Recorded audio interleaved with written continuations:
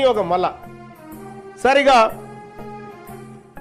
commission for backward classes and dedicate commission కోసం sir అంటే బీసీల లెక్కలు తీయడం కోసము లేకపోతే బీసీల స్థితిగతులు బీసీల పట్ల ఒక కమిషన్ ఏర్పాటు చేస్తే 21 కోట్ల రూపాయలు దానికి కేటాయించి సార్ 3,49,00,000 ఖర్చు పెట్టింది సార్ అంటే ఇక్కడ సార్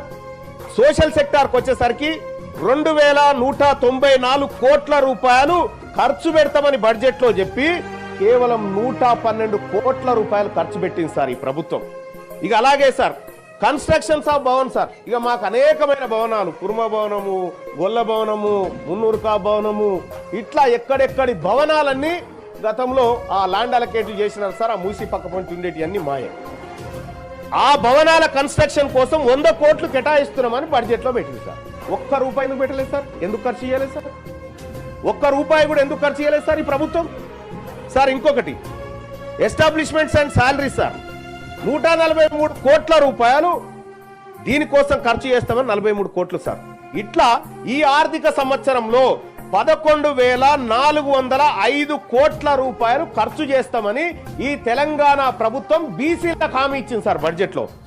11,405 కోట్లు ఖర్చు చేస్తామన్న ప్రభుత్వం మరొక నెలైతే ఆర్థిక సంవత్సరం ముగుస్తుంది ఖర్చు చేసింది కేవలం 2,426 కోట్లు సార్ ఏం సమాధానం చెప్తుంది సార్ ఈ ప్రభుత్వం బీసీలకు ఎక్కడ సార్ ఇక్కడ పేరుకేమో 11,000 కోట్లు పెట్టాం మనం అదే కామారెడ్డి డిక్లరేషన్ లో ప్రతి ఏడాది